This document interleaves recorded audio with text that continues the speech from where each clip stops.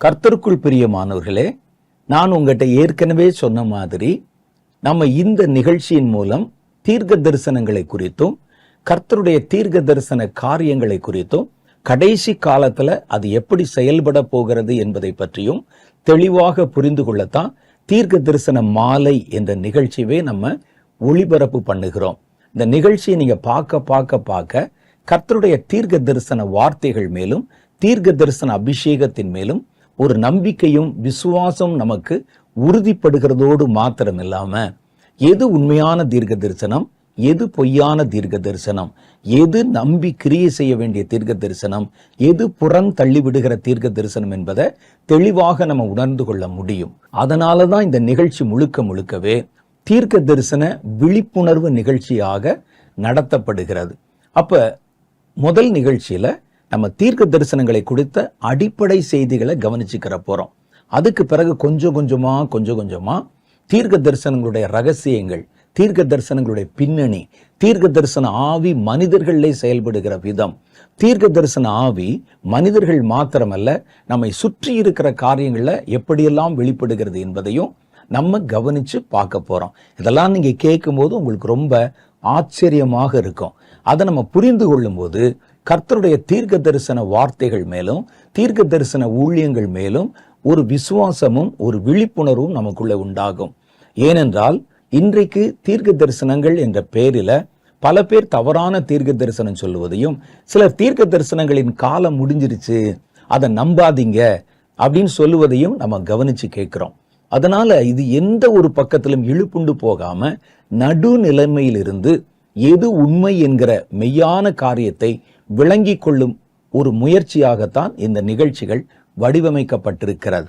முதல் காரியம் நம்ம பாருங்க, தீர்க்க தரிசிகள் என்றால் யார் அப்படின்னு ஒரு கேள்வி நமக்கு வருது. யார் தீர்க்க தரிசிகள் அப்படின்னு? தீர்க்க தரிசனங்கள் என்றால் பொதுவா நான் சொல்றேன், தீர்க்க தரிசனம் என்றால் தேவனுக்காக பேசுகிறவர்கள். மோசையை கர்த்தர் அழைத்த போது மோசே சொன்னார், எனக்கு பேச தெரியாது, எனக்கு வார்த்தைகள் தடுமாறும், எனக்கு திக்குவாய், மந்த நாவு உள்ளவன். அப்ப இப்படிப்பட்ட ஒரு குறைபாடு இருக்கிறதுனால எனக்கு பேச தெரியாது. மந்த நாவுன்னு சொன்னா நாக்கு தடிச்சு போன மாதிரி இருக்கும். சிலருக்கு சிலருடைய வார்த்தைகளை, சில வார்த்தைகளை ஷார்ப்பா பேச முடியாது, கொஞ்சம் உளறி பேசுற மாதிரி பேசுவாங்க. அது பேர் தான் மந்த நாக்கு அப்படின்னு சொல்றோம். திக்குவாய்னா ஒரு வார்த்தைய சரியா பேச முடியாது. மொத்தத்தில் அவர் என்ன சொல்ல வர்றார்னா, நான் ஒரு செய்தியை சொன்னால் அதை ஜனங்களால தெளிவாக விளங்கி கொள்ளுகிற மாதிரி சொல்ல தெரியாது. சிலருக்கு நாக்கெல்லாம் நல்லா இருக்கும், பேச்செல்லாம் நல்லா இருக்கும், ஆனா ஒரு காரியத்தை எப்படி சொல்லணும் ஜனங்கள் விளங்கி கொள்ளுகிற மாதிரி என்று தெரியாம இருக்கும். அவங்களும் குழப்பி காரியத்தை சொல்ல வந்ததை மனசுல ஒன்று வச்சிருப்பாங்க, சொல்லும் போது அவர்களுக்கு சில பிரச்சனை இருக்கும். அப்ப ஜனங்களுக்கு சொல்லப்படுகிற வார்த்தைகள் கொண்டு போய் சேர்க்கப்படணும், அவர்கள் விளங்கி கொள்ளணும். அதனால மோசே சொன்னார், ஆண்டவரே நீங்க சொல்றதெல்லாம் நல்லதுதான், நான் உம்முடைய சார்பில் போறேன், பேசணும்னு நினைச்சா ஜனங்கள் விளங்கி கொள்ளுகிற மாதிரி எனக்கு பேச முடியாது.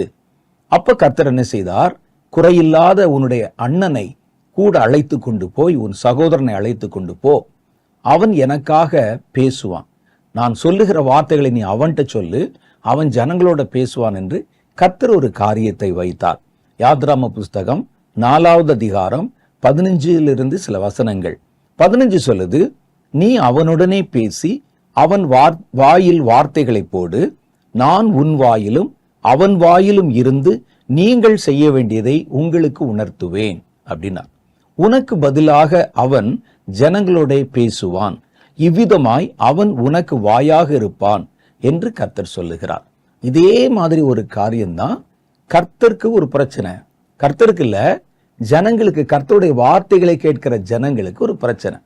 கர்த்தர் பேசுகிறதை தெளிவாக அவர்களால புரிந்து கொள்ள முடியாது, எல்லாராலையும் புரிந்து கொள்ள முடியாது.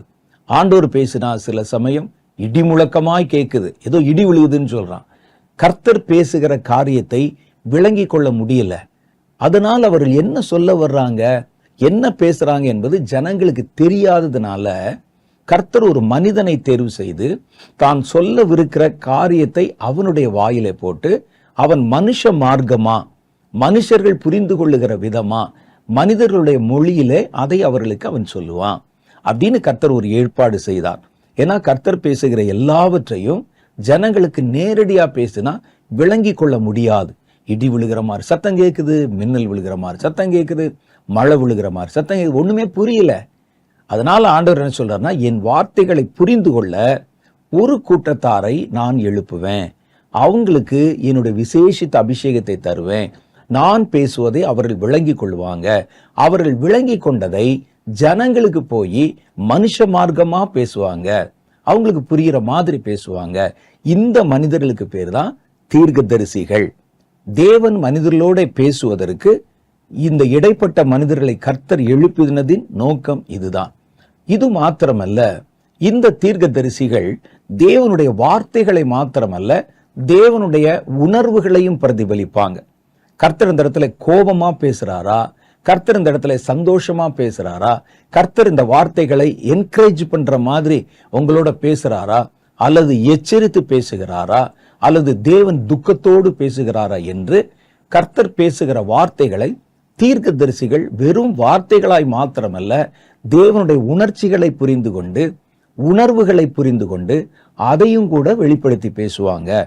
அப்படி பேசுகிறவர்கள் பேர் தான் தீர்க்கதரிசிகள் என்று கர்த்தருடைய வேதம் சொல்லுது. இந்த கடைசி காலத்துல கர்த்தர் தீர்க்க தரிசனங்கள் மூலம் ஜனங்களோட பேச விரும்புகிறார்.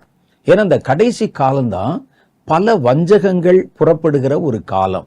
உலகம் தழுவின ரீதியில முன்னெல்லாம் பாத்தீங்கன்னா இஸ்ரேலுக்கு சுற்றி இருக்கிற தேசங்களுக்குள்ளதான் பல காரியங்கள் நடக்கிறதை வேதம் குறிப்பிட்டு சொல்லுகிறது. கடைசி காலம் வந்த உடனே உலகம் முழுவதும் கர்த்தரை குறித்த அறிகிற மனிதர்கள் இருக்கிறாங்க. உலகம் முழுவதும் பயங்கரங்கள் நடக்கிறது. இதெல்லாவற்றை குறித்தும் கர்த்தர் தம்முடைய ஜனங்களோட அப்பப்ப பேசணும். இப்படி ஒரு ஆபத்து வரப்போது, நீங்க இப்படி செய்து தப்பித்துக் கொள்ளுங்க, இந்த ஆபத்துக்கு எதிராக நீங்கள் இப்படி கிரியை செய்யுங்கன்னு தம்முடைய ஜனங்களோட கர்த்தர் காரியங்களை வெளிப்படுத்தி பேச வேண்டி இருக்கிறது. அதனாலதான் அந்த கடைசி காலத்துல திரளான தீர்க்கதரிசிகளை கர்த்தர் எழுப்புகிறார். அவர்கள் இந்த காலத்திலும் தீர்க்கதரிசிகள் இருக்கிறாங்களா அப்படிங்கிற ஒரு கேள்வி இன்றைக்கு கர்த்தருடைய பிள்ளைகள் நடுவிலும் எழும்பி இருக்கிறத பார்க்கிறோம். புறஜாதிகளை விட்டுருங்க, அவங்க சொல்லுவாங்க இயேசு நல்லவர், அவருடைய உபதேசத்தை கேட்கிறோம், ஒரு திருக்குறள் மாதிரி, ஒரு நன்னெறி நூல் மாதிரி அவர் பேசின பிரசங்கங்களை கேட்கிறோம். ஆனா அந்த இயேசு செய்த அற்புதங்கள் எல்லாம் அதெல்லாம் நம்ப முடியாது, அவர் சொன்ன தீர்க்க தரிசனங்கள் அதெல்லாம் நம்ப முடியாதுன்னு இயேசுவை அறியாத பொது ஜனங்கள் கூட பொது வெளிகளிலே பேசுகிறது நம்ம கேட்டிருக்கிறோம். அவங்கள விட்டுருங்க. கர்த்தருடைய பிள்ளைகள் இருக்கிறாங்க பாருங்க, இவங்களுக்குள்ளேயுமே ஒரு கூட்டம் இருக்கிறாங்க. இதற்குள்ள நிறைய கூட்டங்கள் இருக்கிறது. உங்களுக்கு சொல்லணும்னு சொன்னா மணிக்கணக்கில் சொல்லலாம். சிலர் பாத்தீங்கன்னா இயேசு மாத்திரம்தான் தெய்வம் என்பாங்க, இன்னும் பிதா குமாரன் பரிசுத்தாவியான 3 பேரும் தெய்வம் என்பாங்க, இன்னும் சிலர் அதுக்கும் மேல சேர்ந்து இயேசுனுடைய தாயாரும் தெய்வம்தான், இயேசுனுடைய 12 அப்போஸ்தலர்களும் தெய்வம்தான் என்று சொல்லுவாங்க. இப்படி நிறைய மார்க்க பிரிவுகள் இருக்கிறது. சிலர் அவங்க பிடிச்சு கொண்டதைத்தான் எடுத்துக்கொண்டு இதுதான் சரி என்று சாதிப்பாங்க. அது மாதிரி தீர்க்க தரிசனங்களை நம்புகிற ஒரு கூட்டம் இருக்குது. நான் இந்த நிகழ்ச்சியினுடைய துவக்கத்துல சொன்ன மாதிரி கிறிஸ்தவர்கள் நடுவில் தீர்க்க தரிசனத்தை ரொம்ப எக்ஸ்ட்ரீமாய் நம்புகிற ஒரு கூட்டம் இருக்கிறாங்க. அவர்கள் எதை சொன்னாலும், ஒரு ஊழியக்காரர் சொன்னாலும் அது தீர்க்க தரிசனம் தான் என்ற முடிவுக்கு வந்துருவாங்க.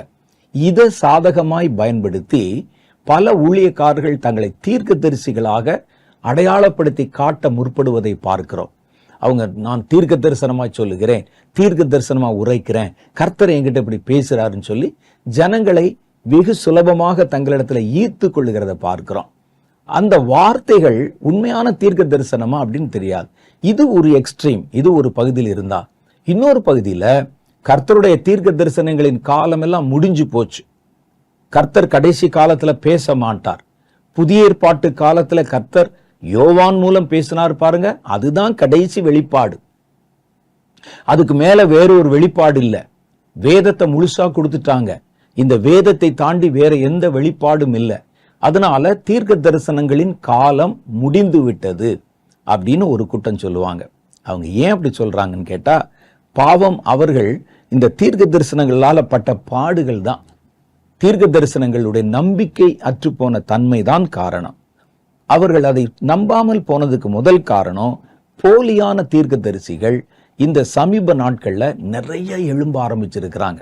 அவர்கள் எழும்பி ஜனங்களிடத்துல கர்த்தர் இதை காண்பித்தார், இதை பேசினார் என்று பேச ஆரம்பிச்சிருக்கிறாங்க. வேதம் இவர்களை குறித்து சொல்லுகிறது. மத்தேயு சுவிசேஷம் 24:24, ஏனெனில் கள்ள கிறிஸ்துக்களும் கள்ள தீர்க்கதரிசிகளும் எழும்பி கூடுமானால் தெரிந்து கொள்ளப்பட்டவர்களையும் வஞ்சிக்கத்தக்கதாக பெரிய அடையாளங்களையும் அற்புதங்களையும் செய்வார்கள் என்று ஆண்டவர் சொல்லியிருக்கிறார். அப்ப அந்த கடைசி நாட்கள்ல வஞ்சிக்கிற ஊழியர்கள் தான் நிறைய எழும்புவாங்க. வார்த்தை ஜாலங்களை வைத்து ஜனங்களை ஏமாற்றுகிறவர்கள், கள்ள தீர்க்கதரிசிகள் எழும்புவாங்க. கள்ள கிறிஸ்துக்கள், நான் தான் கிறிஸ்து என்று டிக்ளேர் பண்றவங்க எழும்புவாங்க. இதெல்லாம் நிறைய எழும்புறத பார்க்கறதுனால உண்மையான தீர்க்கதரிசிகள் இல்லை என்ற முடிவுக்கு ஒரு கூட்டத்தார் வந்து விடுகிறார்கள். அன்னைக்கு பாருங்க எப்படி சொன்னாங்க, இன்னைக்கு பாருங்க எப்படி சொன்னாங்க, இது நடக்கல, அது நடக்கல, வரல, போகல அப்படின்னு சொல்லி இந்த கள்ள ஊழியர்களை பார்த்து பார்த்து இப்ப நல்ல ஊழியர்களே இல்லை என்ற முடிவுக்கு சிலர் வந்துருவாங்க. சிலருக்கு யாரை பார்த்தாலும் சந்தேகம், எந்த ஊழியக்காரரை பார்த்தாலும் சந்தேகம், நல்ல ஊழியர்களே இல்லையோ அப்படின்னு ஒரு மனநிலைக்குள்ளே வந்து நான் மாத்திரம்தான் நல்ல ஊழியக்காரன் என்கிற ஒரு மனப்பான்மைக்குள்ளே வந்துடுறாங்க. இது ஒரு மன நோய் தான். ஏன்னா கர்த்தர் அண்ட சராசரங்களை படைத்து கட்டி காப்பாற்றி வழி நடத்துகிறவர். அவருக்கு ஒரு உண்மையான ஊழியர்களை எழுப்ப தெரியாம இருக்குமா? உலகம் முழுவதும் கர்த்தருக்கு நிர்வாகம் பண்ண தெரியாம இருந்தா தான் நல்ல ஊழியர்களை எழுப்ப முடியாம போயிருச்சு, கர்த்தர் ஊழியத்தை கைவிட்டு விட்டார் என்று சொல்லுகிற மாதிரி இருக்குது அவர்களுடைய வார்த்தை ஜாலங்கள். அப்ப நம்ம இதை வச்சு பார்க்க போகும்போது கர்த்தர் உண்மையான ஊழியர்களை எழுப்பி இருக்கிறார். அவர்களுடைய சத்தங்கள் அடங்கி இருக்கிறது. பல சமயங்கள் அந்த கள்ள ஊழியருடைய சத்தம் இதெல்லாவற்றை மேற்கொண்டு விட்டு வெளி உலகத்திற்கு காட்சிப்படுத்தப்படுகிறது. இதனால நிறைய பேரு உண்மையான தீர்க்க தரிசனங்கள், தீர்க்கதரிசிகள், உண்மையான ஊழியர்கள் இல்லையோ என்ற ஒரு முடிவுக்கு வந்துட்டாங்க. அது எப்படி இல்லாம போவாங்க? கர்த்தருக்கு ஊழியர்களை எழுப்ப தெரியாதா? அவர்களை காபந்து செய்ய தெரியாதா? ஒரு ஊழியத்தை நடத்த தெரியாதா? கர்த்தர்னா அவ்வளவு நிர்வாக திறமை இல்லாதவரா நீங்க சொல்ற மாதிரி? அப்ப நமக்கு அதை விளங்கி கொள்ள முடியவில்லை. அப்ப எல்லா ஊழியரும் தப்பு, இவர் தப்பு, அவர் தப்பு, இவர் தப்பு, அப்ப யார் தான் சரி? நீங்கள் ஒருவர் தான் சரியா என்ற ஒரு கேள்வி நமக்குள்ள வருகிறது. இவர்கள் இப்படியே பார்த்து பார்த்து பழகினதுனால ஒரு நல்ல தீர்க்க தரிசனம், தீர்க்கதரிசிகளே இல்லை என்ற முடிவுக்கு வந்து விடுகிறார்கள். ஆனா நீங்க கவனமா தேடினீங்கன்னா உண்மையாய் தேவன் வழி நடத்துகிற, தேவனோடு கூட இயங்குகிற ஊழியர்களை கண்டுபிடிக்க முடியும் உங்களால. அப்படி இல்லாம இருக்க மாட்டாங்க. எலியாவின் காலத்தில் அப்படித்தான் நடந்தது. எலியா சொன்னார், நான் ஒருத்தன் தான் இருக்கிறேன், மற்ற எல்லாரும் அழிந்து விட்டார்கள், மற்ற எல்லாரும் எசபேலால் கொலை செய்யப்பட்டு விட்டார்கள், நான் ஒருத்தன் தான் இருக்கிறேன் என்று நினைத்தார். இன்னைக்கும் நிறைய பேரு நான் ஒருத்தன் தான் இருக்கிறேன் என்று நினைத்து கொண்டிருக்கிறோம். பல சமயங்களில் பல ஊழியர்கள் நாம தான் இருக்கிறோம் என்று நினைத்து கொண்டிருக்கிறோம். இயேசு சொன்னார் எலியாவிடத்திலே, எலியாவே நீ ஒருவர் மாத்திரமல்ல, உன்னை போலவே பாகாலுக்கு முடங்காத முழங்கால்களை உடைய 7000 பேரை நான் தேசத்துல மீதமாய் வைத்திருக்கிறேன் என்று கர்த்தர் சொன்னார். அப்ப அது மாதிரி கர்த்தர் உங்களுக்கு தெரியாம இருக்கலாம், ஆனால் அவர் தன்னுடைய வேலையை செய்து கொண்டுதான் வருகிறார். அது ஒரு பக்கம் போகட்டும். இப்படி பொல்லாத ஊழியர்களையும் கபட்டு ஊழியக்காரர்களையும் திரளா பார்த்து இதுதான் ஊழியம், ஊழியர்களோ என்று நினைத்து ஏமாந்து போனதுனால ஒரு முடிவுக்கு ஜனங்கள் வந்துடுறாங்க. அப்ப இதை வைத்துக்கொண்டு நம்ம தீர்மானிக்க கூடாது.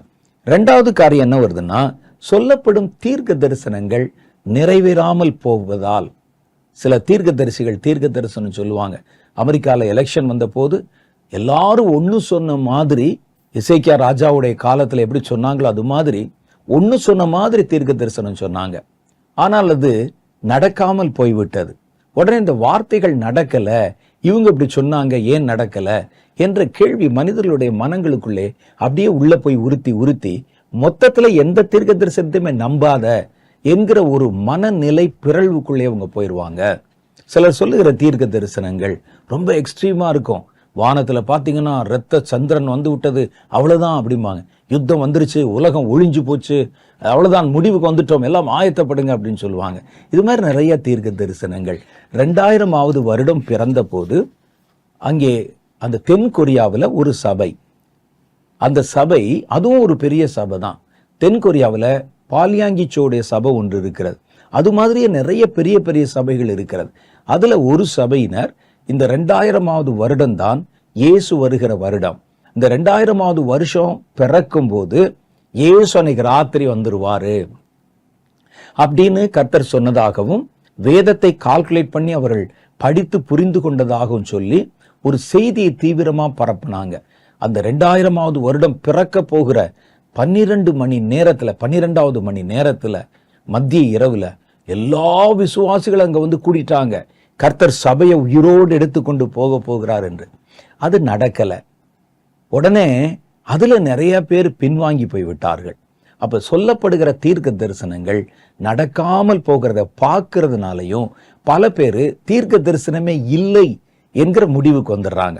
இன்னும் சிலர் என்னன்னா, தீர்க்க தரிசனங்களின் காலம் முடிந்து விட்டது என்ற ஒரு கொள்கையை பரவ செய்றாங்க.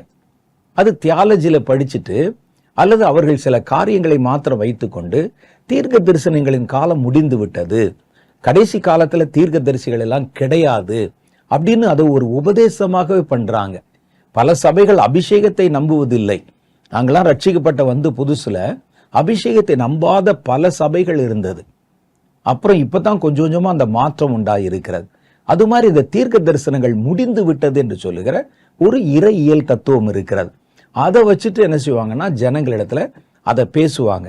தீர்க்க தரிசனம் கிடையாது, தீர்க்க தரிசிகள் கிடையாது, அதெல்லாம் வேதாகம காலத்தோடு கர்த்தர் முடித்து விட்டார் அப்படிலாம் சொல்லுவாங்க. தீர்க்க தரிசனங்கள் ஆனாலும் ஒளிந்து போம், அன்பே நிலைத்து நிற்கும் என்று வசனத்துல சொல்லியிருக்கு. தீர்க்க தரிசனம் ஒளிஞ்சிரும் சொன்னாங்க, ஒளிஞ்சிருச்சு அப்படிலாம் சொல்றவங்க இருக்காங்க. ஆனா வேதத்தை நீங்கள் நுணுக்கமாக வாசித்து பார்த்தால், கடைசி காலத்துல கர்த்தர் ஒரு திரளான தீர்க்க தரிசன தலைமுறை எழுப்புவார் என்று வேதத்திலே முன்னறிவிக்கப்பட்டிருக்கிறது. யோவேல் காலத்திலே ஆண்டவர் சொல்றாரு, 2வது அதிகாரத்துல படிச்சிருக்கிறோம், கடைசி நாட்கள்ல மாம்சமான யாவர் மேலும் என் ஆவியை ஊற்றுவேன், உங்கள் குமாரர் குமாரத்திகள் தீர்க்க தரிசனம் உரைப்பாங்க, வாலிபர்கள் தரிசனம் பார்ப்பாங்க, மூப்பர்கள் சொப்பனங்களை பார்ப்பாங்க. அந்நாட்களிலே என் ஊழியக்காரர்கள் மேலும் என் ஊழியக்காரிகள் மேலும் என் ஆவியை ஊற்றுவேன், அவர்களும் தீர்க்க தரிசனம் உரைப்பார்கள். இது எப்ப நடக்குமா? கடைசி நாட்களிலே. அப்போஸ்தலர் புஸ்தகம் அதை சொல்லுது, கடைசி நாட்களிலே. கடைசி நாட்கள்னா இயேசு வருவதற்கு முன்னாக இருக்கிற காலம் அதை குறிக்கிறது. அப்ப இந்த காலத்துல எழுப்புவாங்க அப்படின்னு சொன்னா, அப்ப தீர்க்க தரிசனம் ஒளிந்து விட்டது என்றால் இந்த எழும்ப போகிற தலைமுறை என்னதான் பேச போறாங்க? தீர்க்க தரிசனம் தான் ஒளிஞ்சிருச்சே, யார் சொன்னா உங்களுக்கு அப்படி? இன்னும் சிலர் சொல்லுவாங்க, வேதத்தை தாண்டி இதுக்கு மேல தீர்க்க தரிசனங்களே கிடையாதுங்க, எல்லாமே இந்த வேதத்துக்குள்ளதான் இருக்கிறது, இதை தாண்டி எந்த தீர்க்க தரிசனம் இல்லை என்று சொல்லுவாங்க. ஆனால் வேதத்தை நீங்கள் நுணுக்கமா படிச்சு பார்த்தா, வெளிப்படுத்தின விசேஷம் 10வது அதிகாரத்துல பூமிக்கு வானத்திலிருந்து ஒரு புதிய புத்தகம் ஒன்று கொடுக்கப்படுகிறது. அந்த புத்தகத்தை யோவானை பார்த்து, அந்த புஸ்தகத்தை நீ வாங்கிக்கொள் என்று அவருக்கு கட்டளை கொடுக்கப்படுகிறது. ஒரு பெரிய தூதன் வந்து நிற்கிறாரு. அந்த தூதன் கையிலே ஒரு புஸ்தகத்தை கொடுத்து அனுப்பி இருக்கிறாங்க. அந்த தூதன் வானத்துக்கும் பூமிக்கு நிற்கிறாரு. ஒரு காலத்தில் ஒரு காலை பூமியிலும் ஒரு கால சமுத்திரத்து நடுவில் நின்று பெரிய அளவில் நிற்கிறாரு. சிங்கம் மாதிரி கர்ஜிக்கிறாரு. இடி விழுகிற மாதிரி சத்தம் கேட்குது. யோவான் இதை பார்த்து பயந்து நடுங்கி கொண்டிருக்கிறார். அப்ப அவரிடத்திலே கர்த்தருடைய வார்த்தை சொல்லுது, அவன் கையில ஒரு புஸ்தகம் வச்சிருக்கிறான் பாரு, அந்த புஸ்தகத்தை அவனிடத்தில் போய் கேட்டு வாங்கி கொள் என்றார். இப்படி திடுதிடுன்னு வந்து நிக்கிற ஒரு ஆள்கிட்ட போய் எப்படி கேட்கறது? அதை கேட்டு நீ வாங்கி அதை நீ புசிக்கணும் அப்படின்னு அவருக்கு ஒரு கட்டளை கொடுக்கப்படுகிறது. உடனே அவர் பயத்தோடு அந்த தூதனிடத்துல போய், ஐயா உங்களுடைய கைகளில் இருக்கிற அந்த புஸ்தகத்தை கொடுங்க அப்படின்னு கேட்கிறார். அந்த புஸ்தகத்தை அவன் கொடுத்த போது அந்த புஸ்தகத்தை வாங்கி அவர் அப்படியே புசிக்கிறார். அதை புசிச்ச உடனே வாய்க்கு தித்திப்பா தேன் மாதிரி இருக்கு. வயிற்றுக்குள்ள போனோடனே ஒரு கசப்பை உண்டு பண்ணுது, கசப்பா இருக்குது. அந்த புத்தகத்துல என்ன இருக்குது? அந்த புத்தகத்தை படிச்ச பிறகு அவருக்கு கொடுக்கப்பட்ட கட்டளை என்ன, அதை பற்றி வேதம் நமக்கு சொல்லுகிறது. வெளிப்படுத்தின விசேஷம் 10வது அதிகாரம் 8 10 11 வரைக்கும் உள்ள வசனங்கள். நான் வானத்திலிருந்து பிறக்க கேட்ட சத்தம் மறுபடியும் என்னுடனே பேசி, சமுத்திரத்தின் மேலும் பூமியின் மேலும் நிற்கிற தூதனுடைய கையில் இருக்கும் திறக்கப்பட்ட சிறு புஸ்தகத்தை நீ போய் வாங்கிக்கொள். இது முத்திரை போட்ட புஸ்தகம் அல்ல, திறக்கப்பட்ட புஸ்தகம். அப்படின்னா வெளிப்படுத்தப்பட வேண்டிய காரியங்கள் அடங்கி இருக்கிற ஒரு புஸ்தகம் என்று சொல்ல, நான் தூதனிடத்துல போய் அந்த சிறு புஸ்தகத்தை எனக்கு தாரும் என்றேன். அதற்கு அவன், நீ இதை வாங்கி புசி, இது உன் வயிற்றுக்கு கசப்பாயிருக்கும், ஆகிலும் அது உன் வாய்க்கு தேனை போல மதுரமாயிருக்கும் என்றான். நான் அந்த சிறு புத்தகத்தை தூதனுடைய கையிலிருந்து வாங்கி அதை புசித்தேன். அது என் வாய்க்கு தேனை போல மதுரமாயிருந்தது. நான் அதை புசித்தவுடனே என் வயிறு கசப்பாயிற்று. அப்பொழுது 11வது வசனத்துல, அப்பொழுது அவன் என்னை நோக்கி, நீ மறுபடியும் அநேக ஜனங்களையும் ஜாதிகளையும் பாஷைக்காரரையும் ராஜாக்களையும் குறித்து தீர்க்க தரிசனம் சொல்ல வேண்டும் என்றார். அப்ப இவருக்கு ஒரு கட்டளை கொடுக்கப்படுது. இந்த புஸ்தகத்தை நீ சாப்பிட்ட உடனே அந்த புஸ்தகம் உள்ள போச்சு. இப்ப அந்த புஸ்தகம் இப்ப வெளியே வரப்போகுது. எப்படி? வார்த்தையாக வெளிவரப்போகிறது. என்ன வார்த்தை வருது?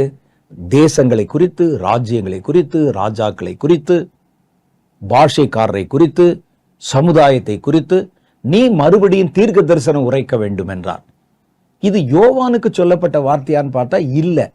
ஏன் அப்படின்னு கேட்டா, யோவான் என்பவர் ஒரு மனித கூட்டத்திற்கு அல்லது இனி வரப்போகிற ஒரு தலைமுறைக்கு அடையாளமாய் காட்டப்பட்டிருக்கிறார். ஏன்னா இந்த 11வது வசனத்துல சொல்லப்பட்ட ஒரு வார்த்தை நம்மை சிந்திக்க தூண்டுகிறது. அது என்ன சொல்லுதுன்னா, நீ மறுபடியும் உன் வாயை திறந்து நீ மறுபடியும் ஜனங்களை நோக்கி தீர்க்க தரிசனம் உரை என்று. யோவான் வெளிப்படுத்தின விசேஷம் சொல்லப்படுகிற வரைக்கும் அதுக்கு முன்னால் அவர் தீர்க்க தரிசனம் உரைத்ததில்லை. யோவான் ஒரு சுவிசேஷ வேலையை செய்தவர், சபையிலே மூப்பராக இருந்தவர், அப்போஸ்தலராகவும் சீஷனாகவும் அழைக்கப்பட்டவர், கர்த்தருடைய அன்பை குறித்து ஜனங்களுக்கு பிரத்யேகமாய் எடுத்து பேசினவர், சபையில வயதான ஒரு மூப்பரை போல இருந்து சபையை வழிநடத்தி வந்தவர். இதெல்லாம் நம்ம யோவானை குறித்து வாசிக்கிறோம். யோவான் தீர்க்க தரிசனம் சொன்னதா? இதற்கு முன்னால நம்ம எங்கேயும் வாசிக்கல. இதுல மறுபடியும் தீர்க்க தரிசனம் என்ற வார்த்தை வரும்போது இவர் ஏற்கனவே தீர்க்க தரிசனம் சொல்லி இருக்கணும், இடையில கொஞ்ச நாள் தீர்க்க தரிசனம் சொல்லாம நிறுத்தி இருக்கணும், அதுக்கு பிறகு தீர்க்க தரிசனம் சொல்லணும் என்பதெல்லாம் இந்த மறுபடியும் என்ற ஒரு வார்த்தையிலேயே நமக்கு அடையாளம் இடப்பட்டிருக்கிறது. நீங்க மறுபடியும் நீங்க செஞ்ச வேலையை செய்யுங்க அப்படின்னா என்ன அர்த்தம்னா, நீங்க ஏற்கனவே ஒரு வேலை செஞ்சிருக்கிறீங்க, இடையில செய்யாம விட்டுருக்கிறீங்க, மறுபடியும் நீங்க இப்ப செய்ய போறீங்க என்பதுதான் அந்த வார்த்தையினுடைய பொருள். யோவான் இதற்கு முன்னால தீர்க்க தரிசனம் உரைத்தது இல்லை, இனிமேல் அவர் உரைக்க போறதும் இல்லை. அதுக்கு பிறகு வெளிப்படுத்தின விசேஷத்துக்கு பிறகு அவர் எங்கேயாவது பாஷைக்காரரை குறித்தும் தீர்க்க தரிசனங்களை குறித்தும் தீர்க்க தரிசனம் உரைத்தாரான்னு கேட்டா அதுவும் இல்லை. அப்ப இது யாரை குறிக்கிறது என்றால், இனி கடைசியில் எழும்ப போகிற தீர்க்க தரிசன தலைமுறையை குறிக்கிறது. அவர்களுக்கு ஒரு பிரதிநிதியாக யோவான் அங்கே காட்டப்பட்டிருக்கிறார்.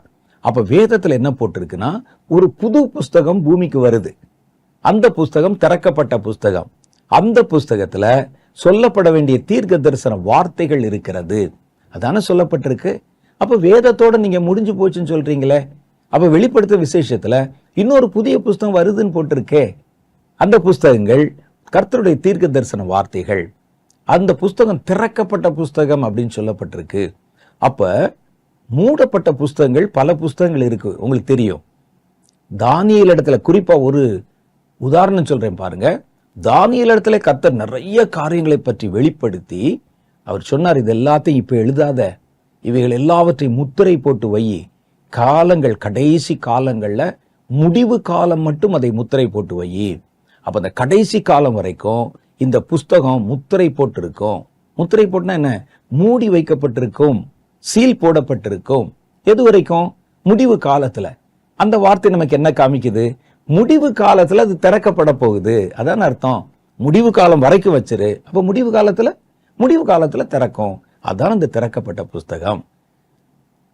கர்த்தர் காலங்களில் வெளிப்படுத்தி ஜனங்களுக்கு விளங்காமல் இருந்த அல்லது கர்த்தர் பர்பஸாவே முத்திரை போட்டு வைத்திருந்த ரகசியங்களும் புத்தகங்களும் இந்த கடைசி காலத்துல இறங்கி வர போகுது. அதைத்தான் இந்த திரளாக பிறக்க போகும் கடைசி கால தீர்க்க தரிசன தலைமுறையினர் ஜனங்களுக்கு பேச போறாங்க. அப்படி இருக்கும்போது இதெல்லாம் முடிஞ்சு போச்சு, தீர்க்க தரிசனங்களின் காலம் அவ்வளவுதான் நிறைவேறி விட்டது, வேதத்தை தாண்டி வேற ஒரு தீர்க்க தரிசனம் இல்லை அப்படிலாம் சொல்வதை நாம் எப்படி முழுவதுமாக ஏற்றுக்கொள்ள முடியும்? வேதம் சார்ந்த தீர்க்க தரிசனங்கள் அது உண்மை. ஆனா வேதத்துல எல்லா தீர்க்க தரிசனங்களும் இருக்க வேண்டும் என்று அவசியம் இல்லை. குறிப்பா நீங்க பாருங்களேன், கடைசி காலத்துல இந்தியாவை பற்றி கர்த்தர் ஒரு காரியம் சொல்லணும். இந்தியாவை பற்றி வேத புஸ்தகத்துல தீர்க்க தரிசன வார்த்தைகள் அதிகமா ஒன்றும் இல்லை. அதுல சொல்லப்பட்டிருக்கிற தீர்க்க தரிசன புத்தகங்கள் ஏசாயா, எரேமியா, எசேக்கியேல் போன்ற புத்தகங்கள் எல்லாமே இஸ்ரவேல் தேசத்தையும் அதோடு கூட தொடர்புடைய பக்கத்து தேசங்களை பற்றிய செய்திகள் தான் அங்கே சொல்லப்பட்டிருந்தது. ஆனா கடைசி காலத்துல இதெல்லாவற்றையும் தாண்டி உலகம் முழுவதற்கும் சொல்லப்பட வேண்டிய ரகசியங்கள் அடங்கின வெளிப்பாடுகளை கர்த்தர் கொண்டு வர விரும்புகிறார். அதைத்தான் இந்த கடைசி கால தீர்க்கதரிசிகள் மூலமாக கர்த்தர் அதை வெளிப்படுத்த விரும்புகிறார். சாத்தானுக்கு இது தெரிஞ்சதுனால இந்த புஸ்தகம் வெளிப்பட்டா கூட, அந்த புஸ்தகம் திறக்கப்பட்டு ஜனங்களுக்கு கொண்டு வந்தா கூட அதை அவர்கள் நம்பி ஏற்றுக்கொண்டு விடக்கூடாது என்பதனால இப்படி பல்வேறு விதமான உபதேசங்களை எழுப்பி தீர்க்க தரிசனங்களின் காலம் முடிஞ்சு போச்சு, வேதத்தை தாண்டி தீர்க்க தரிசனம் இல்ல, கர்த்தர் பேசின தீர்க்க தரிசனங்களின் காலம் நிறைவுக்கு வந்து விட்டது, கடைசி காலத்துல தீர்க்க தரிசனம் என்பதே இல்ல, தீர்க்க தரிசனம் ஒளிந்து போய்விட்டது என்றெல்லாம் இப்ப சத்தம் போட சொல்வது சாத்தானுடைய ஒரு தந்திரம். ஏன்னா உண்மையான கர்த்தருடைய வார்த்தைகள் வரும்போது இது நம்முடைய மனதிலே ஒரு லாக் போட்டுரும். அந்த வார்த்தைகளை கவனிக்க முடியாதபடிக்கு நம்முடைய இருதயத்தை கட்டி வைத்து விடும். அதனால சொல்லப்படுகிற காரியங்கள். அதனால நம்ம என்ன செய்யணும்னா, இவைகள் எல்லாவற்றையும் தாண்டி ஒரு புதிய வார்த்தைகள் கர்த்தர் இந்த கடைசி காலத்தில் பேச விரும்புகிறார் என்பதை நம்ம தெரிந்து கொள்ளணும். தீர்க்கதரிசிகளின் காலம் முடிந்து போய்விடுவது அல்ல. இந்த தீர்க்க தரிசன ஊழியத்துக்கு மாத்திரம் ஒரு விசேஷம் இருக்கிறது. என்ன விசேஷம் அப்படின்னு கேட்டா, பழைய ஏற்பாட்டு காலத்திலையும் தீர்க்கதரிசி இருந்தாங்க, புதிய ஏற்பாட்டு காலத்திலையும் தீர்க்கதரிசி இருந்தாங்க, கடைசி காலத்திலும் தீர்க்கதரிசிகள் எழும்ப போவதாக கர்த்தர் வாக்கு பண்ணி இருக்கிறார். அப்ப 3 காலத்திலையும் தீர்க்கதரிசிகள் பொதுவானவர்களாக இருக்கிறாங்க. பழைய ஏற்பாட்டு கால ஊழியங்கள் அப்படின்னு நீங்க பாத்தீங்கன்னா, பழைய ஏற்பாட்டு கால ஊழியங்கள்ல தீர்க்கதரிசிகள், ஆசாரியர்கள், பிரதான ஆசாரியர்கள், வேத பாரகர்கள், இப்படி நிறைய பேர் இருந்தாங்க. பழைய ஏற்பாட்டு காலத்துல ராஜாக்கள் கூட கர்த்தருடைய ஊழியக்காரர்கள் என்று சொல்லப்பட்டார்கள். நியாயப்பிரமாணம் அதை பற்றி பேசுகிறவர்கள் இருந்தாங்க. நியாயாதிபதிகள், ஜட்ஜஸ், அவங்க கூட கர்த்தருடைய ஊழியக்காரர்கள் என்றுதான் அடையாளமிடப்பட்டாங்க. அப்ப நீங்க பாருங்க, ஆசாரியர்கள், பிரதான ஆசாரியர்கள், தீர்க்கதரிசிகள், நியாயாதிபதிகள், ராஜாக்கள், வேத பாரகர்கள், இவங்கெல்லாம் தான் பழைய ஏற்பாட்டு கால ஊழியர்கள். அதுல தீர்க்கதரிசி இருக்கிறானா? இருப்பான். 2வது பாருங்க, புதிய ஏற்பாட்டு காலம் வரும் பொழுது கர்த்தர் சபையிலே 5 விதமான ஊழியர்களை ஏற்படுத்தினார். அதுல பாத்தீங்கன்னா அப்போஸ்தலர்கள், தீர்க்கதரிசிகள், சுவிசேஷகர்கள், போதகர்கள், மேய்ப்பர்கள், இது 5 பிரதான ஊழியர்கள். இதை தாண்டி நிறைய உதவிக்காரர் ஊழியர்களை வைத்தார். அதை பற்றி நம்ம அதுக்குள்ளெல்லாம் நம்ம உள்ள போக வேண்டியதில்லை.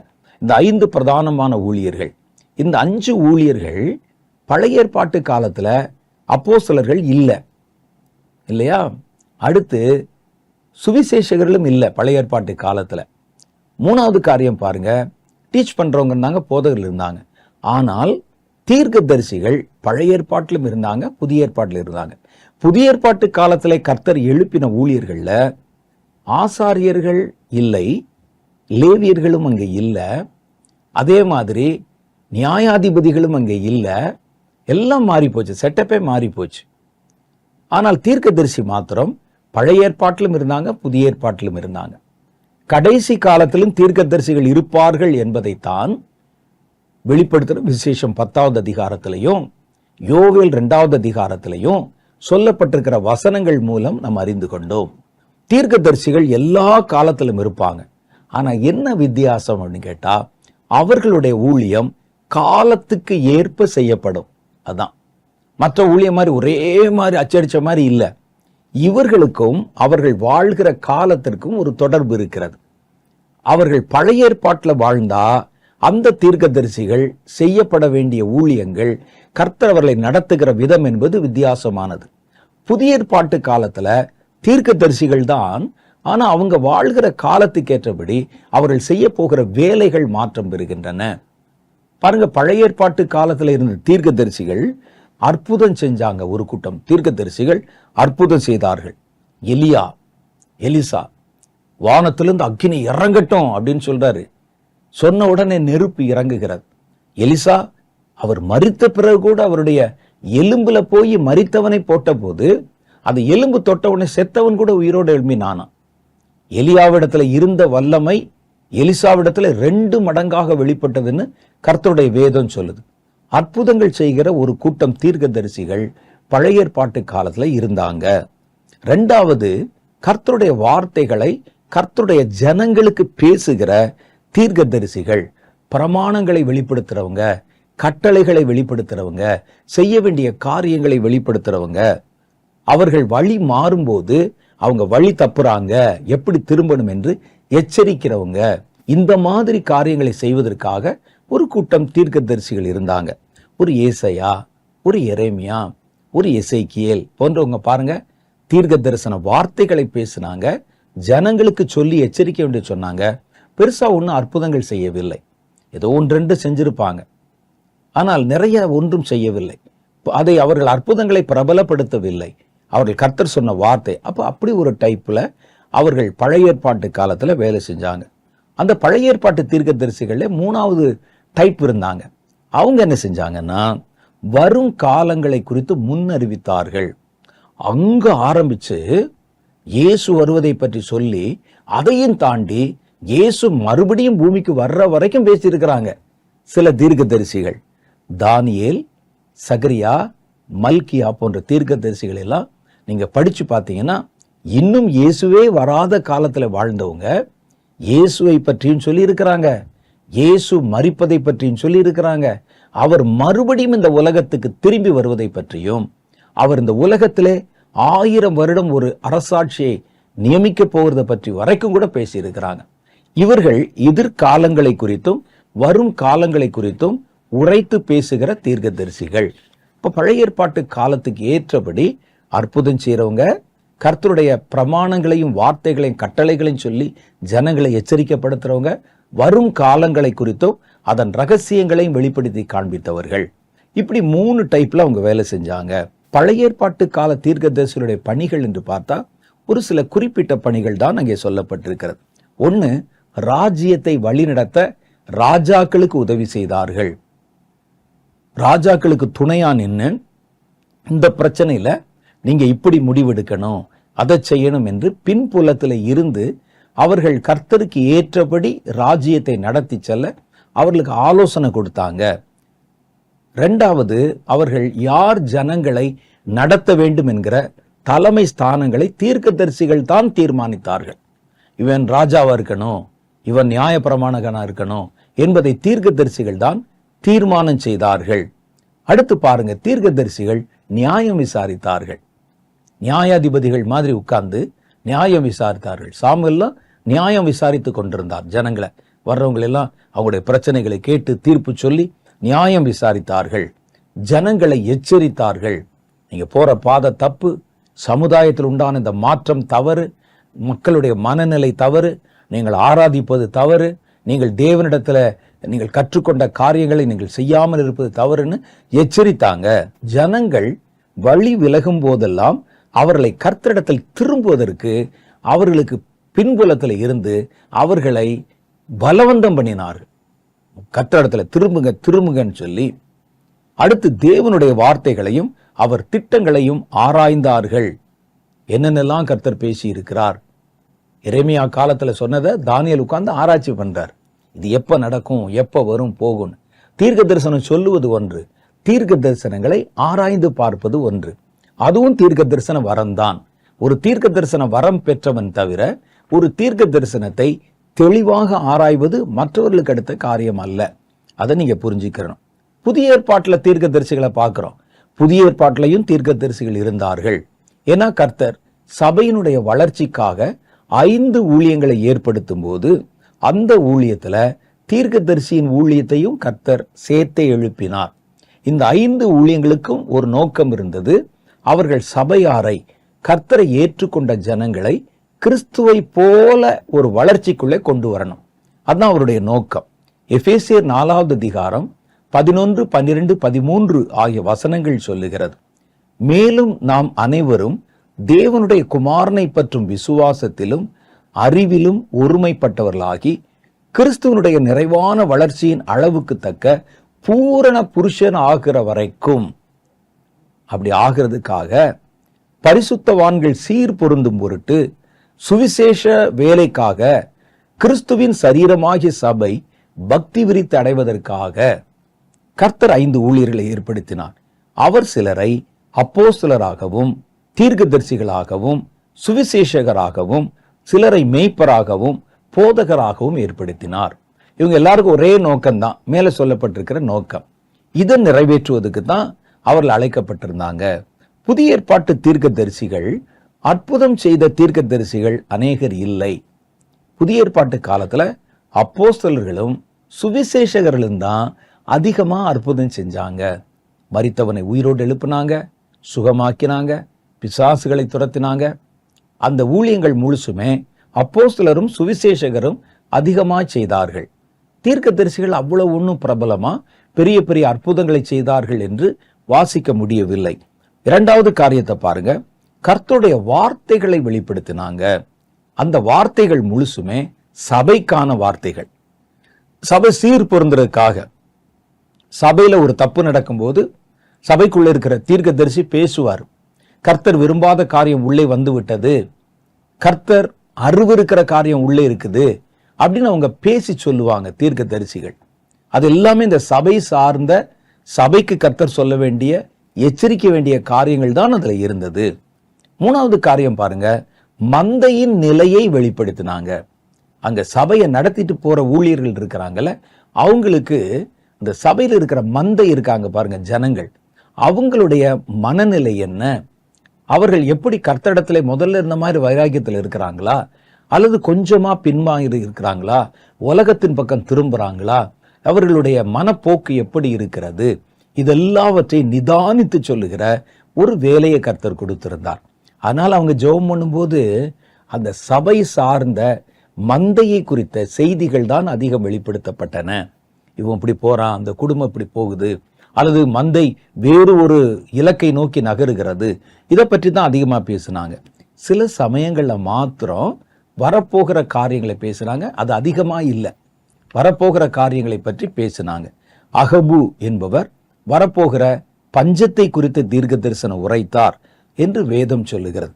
அப்போஸ்தலருடைய புஸ்தகம் 11வது அதிகாரம் 27வது வசனம். இதெல்லாம் புதிய ஏற்பாட்டு காலத்துல இந்த தீர்க்கதரிசிகள் செயல்பட்ட விதங்கள் என்று கர்த்தருடைய வேதம் சொல்லுது. இது போக இன்னும் சில காரியங்களையும் செஞ்சாங்க. நான் வேகமா சொல்றேன்.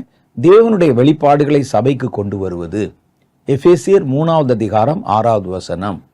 அடுத்து பாருங்க, அந்நியர்களை, சபையில புதுசா ஒருவன் அந்நியன் ஒருவன் உள்ளே வரும்போது அவனை உணர்த்துவிப்பது, அவருடைய தப்பிதங்களை, அவன் மனம் திரும்ப வேண்டிய காரியங்களை உணர்த்துவிப்பது. 1 கொரிந்தியரின் புஸ்தகம் 14வது அதிகாரம் 25, 26 ஆகிய வசனங்களில் சொல்லப்பட்டிருக்கிறது. 3வது காரியம் பாருங்க, வெளிப்பாடுகள் வரும்போது அந்த வெளிப்பாடுகளை நிதானித்து சொல்லுவது தீர்க்கதரிசிகள் பயன்பட்டாங்க. 1 கொரிந்தியரின் புஸ்தகம் 14வது அதிகாரம் 29வது வாக்கியம். தீர்க்கதரிசிகள் 2 பேராவது 3 பேராவது பேசலாம். என்ன பேசலாம்? தீர்க்க தரிசனம் பேசலாம். மற்ற தீர்க்கதரிசிகள் அதை நிதானிக்க கடவர்கள். அப்ப தீர்க்க தரிசனம் பேசுறதும் தீர்க்கதரிசிகளுடைய வேலை தான். பேசப்படுகிற தீர்க்க தரிசனங்களை நிதானித்து அதனுடைய பொருளை அறிந்து கொள்வதும் தீர்க்கதரிசிகளுடைய பணிதான் என்பது இங்கே காட்டப்பட்டிருக்கிறது. அடுத்து வரும் காரியங்களை முன்னறிவித்தாங்க அகபு போன்ற தீர்க்கதரிசிகள். சபைக்கு பக்தி விருத்தி, ஆறுதல் போன்றவைகளை அவங்க வெளிப்படுத்தி பேசினாங்க என்றும் வேதம் நமக்கு சொல்லுகிறதை பார்க்கிறோம். அப்புறம் இதெல்லாம் அவர்கள் நடத்தி கொண்டு வரும்போது அவர்களுக்கு வேறொரு பணியும் கொடுக்கப்பட்டது. ஊழிய அழைப்புகளை உறுதி செய்கிற ஒரு வேலை. ஏன்னா நிறைய பேருக்கு நான் என்ன ஊழியத்துக்கு அழைக்கப்பட்டிருக்கிறேன் தெரியாது, எதையாவது செய்து கொண்டு போவாங்க.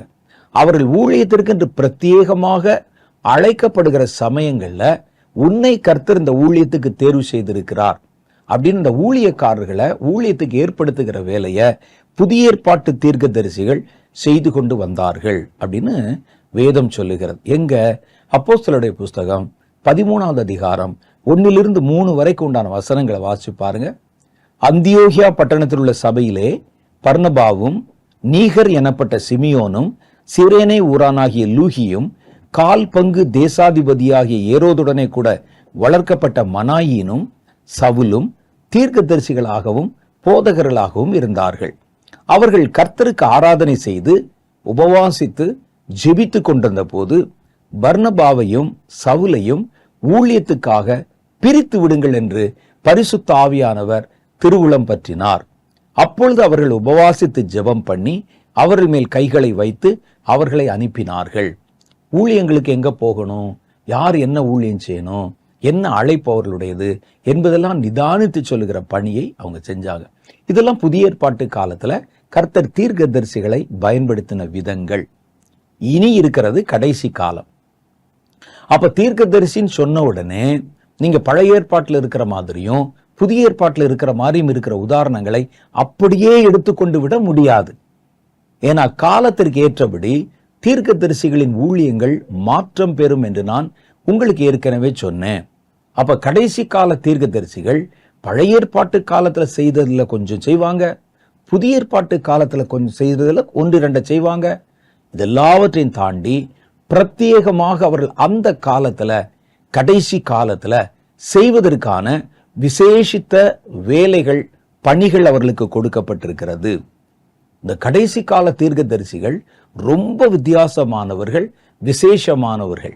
ஏன்னா இப்படிப்பட்ட ஒரு தலைமுறையை எழுப்ப போகிறேன் என்று இயேசு பிறப்பதற்கு முன்னாலேயே யோவேல் மூலம் முன்னறிவிக்கப்பட்ட தலைமுறை இந்த தீர்க்க தரிசன தலைமுறை.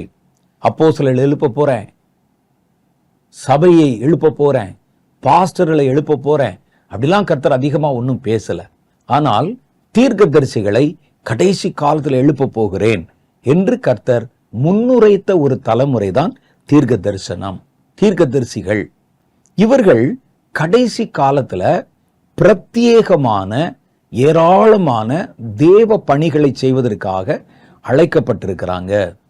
அதுல 3 விசேஷமான பணிகளை பற்றி நம்ம பார்க்கணும் அப்படின்னு சொன்னா, 1 கர்த்தருக்கு வழியை ஆயத்தப்படுத்துகிற வேலை. கடைசி கால தீர்க்கதரிசிகளுக்கு தீர்க்கதரிசின்னு சொன்ன உடனே நீங்க பழைய ஏற்பாட்டில் இருக்கிற மாதிரி ஒரு கட்டில விழுந்தவனை செத்தவனை உயிரோடு எழுப்பி அப்படிலாம் நீங்க நினைக்கக்கூடாது. புதிய ஏற்பாட்டு காலத்தில் இருக்கிற மாதிரி நினைக்கக்கூடாது. கடைசி காலத்துக்குன்னு ஒரு வேலை இருக்குது இந்த தீர்க்கதரிசிகளுக்கு. அது என்னவென்பதை நம்ம தெளிவாக புரிந்து கொள்ள வேண்டும். கர்த்தருக்கு வழியை ஆயத்தம் பண்ணுவது அவர்களுடைய வேலை. வேதம் அப்படி சொல்லுகிறது. தீர்க்கதரிசிகளுடைய முதன்மை பணியே கர்த்தருக்கு வழிகளை, பாதைகளை செவ்வை பண்ணுவது. அதான் அவங்க வேலை. பாருங்க, வேதம் சொல்லுகிறது, ஏசாயா தீர்க்கதரிசியின் புஸ்தகம் 40வது அதிகாரம் 3-5 வரைக்கும் இவங்களுடைய வேலை கர்த்தர் வருவதற்கு முன்னால அவருக்கு பாதையை செவ்வை பண்ணணும். ஏசாயா 40:3 சொல்லுது, கர்த்தருக்கு வழியை ஆயத்தப்படுத்துங்கள், அவாந்திர வெளியிலே நம்முடைய தேவனுக்கு பாதையை செவ்வை பண்ணுங்கள் என்றும், பள்ளமெல்லாம் உயர்த்தப்பட்டு சகல மலைகளும் குன்றுகளும் தாழ்த்தப்பட்டு கோணலானது செவ்வையாகி கரடு முரடானவைகளை சமமாக்கப்படும் என்றார். கர்த்தரின் மகிமை வெளியரங்கமாகும், மாம்சமான யாவும் அதை ஏகமாய் காணும். கர்த்தருடைய வாக்கு இதை உரைத்தது என்றும், வனாந்தரத்திலே கூப்பிடுகிறனுடைய சப்தம் உண்டாயிற்று என்றார். அப்ப கர்த்தர் வர்றதுக்கு முன்னால தீர்க்கதரிசி போய் கர்த்தருக்கு பாதையை சேவை பண்ணுவது. பாதைனா ரோடு போடுறது இல்லை, இது முழுவதும் ஆவிக்குரிய பாதைகள். அவர் வந்து பேசுவதற்கும், அவர் பேசுவதை ஜனங்கள் கேட்பதற்கும், ஒரு கூட்டம் ஜனங்கள் கர்த்தரிடத்திலே சேர்க்கப்படுவதற்கும், கர்த்தருடைய ஊழியம் வேலைகள் சுலபமாக்கப்படுவதற்கும் முன்னால ஒரு ஃபோரன்னர், ஒருவரை முன்னால போய் பாதைகளை செவ்வை பண்ண வைக்கிறாங்க. மத்தேயு 3வது அதிகாரம் 3வது வசனத்துல சொல்லுது, கர்த்தருக்கு வழியை ஆயத்தப்படுத்துங்கள் என்றும் அவருக்கு பாதைகளை செவ்வை பண்ணுங்கள் என்றும் வனாந்திரத்திலே கூப்பிடுகளுடைய சப்தம் உண்டாயிற்று என்று சொல்லப்பட்டவன் இவன்தான் என்று யோவான் ஸ்நானகனை பற்றி சொல்றாங்க. அப்ப இயேசு முதல் முறை இந்த உலகத்துக்கு திரும்பி வருவதற்கு முன்னால யோவான் ஸ்நானகன் என்ற ஒரு தீர்க்கதரிசியை கர்த்தர் அனுப்பினார். அவர் வந்து இயேசு எந்த இடத்துல, எந்த அளவுல, எவ்வளவு சுற்றளவுக்குள்ள ஊழியம் செய்ய போறாரோ, எந்த ஜனங்களுக்கு நடுவில் ஊழியம் செய்ய போறாரோ அங்கே அவருடைய ஊழியத்தை நிறைவேற்றுவதற்கான வழிகளை போய் முன்னால செவ்வை பண்ணி வைத்தார். பாதைகளை அவர் செவ்வைப்படுத்தி வைத்தார். கூப்பிடுகளுடைய சப்தம் ஒரு தீர்க்கதரிசியின் சப்தமாக இருந்தது. வனாந்தரத்துல கூப்பிடுவான் அப்படின்னு சொன்னா அது யாரு, என்ன ஊழியக்காரன், அது ஒரு சபை பாஸ்டரா அல்லது ஒரு சுவிசேஷகனா நமக்கு தெரியணும்ல. கர்த்தர் இப்படி வழியை ஆயத்தப்படுத்த அனுப்புகிற சப்தம் இருக்காங்க பாருங்க, அவர்கள் தீர்க்கதரிசிகள். ஏன்னா வேதம் சொல்லுது யோவான் ஒரு தீர்க்கதரிசி. யோவான் 11வது அதிகாரம் 11வது வசனத்துல வாசியுங்கள். ஸ்திரீகளிடத்திலே பிறந்தவர்களில் யோவான் ஸ்நானகனை பார்க்கிலும் பெரியவன் ஒருவனும் எழும்பினதில்லை. ஆகிலும் பரலோகத்திலே சிறியவனாய் இருக்கிறேன் என்றும் அவனிலும் பெரியவனாய் இருக்கிறான் என்று மெய்யாகவே சொல்லுகிறேன். அது ஒரு தீர்க்கதரிசி. அப்ப கர்த்தருடைய வேதம் சொல்லுது கர்த்தர் செய்ய போகிற காரியங்கள், கர்த்தருடைய வருகை, அதுக்கு முன்னால நிறைவேற்றப்பட வேண்டிய சில ஊழிய காரியங்களை, பாதைகளை செவ்வைப்படுத்துவது தீர்க்கதரிசிகளுடைய வேலை. இயேசு முதல் முறை வந்தபோது யோவான் ஸ்நானகன் என்ற ஒரு தீர்க்கதரிசி ஆயத்தப்படுத்துகிற பாதைகளை செவ்வைப்படுத்துகிற பணியிலே ஈடுபடுத்தப்பட்டார். அதே இயேசு மறுபடியும் வரப்போகிறார். இப்போ இயேசு ஒரு குறிப்பிட்ட தேசத்துக்காக வரவில்லை, ஒட்டுமொத்த உலகத்துக்காகவும் வரப்போகிறார்.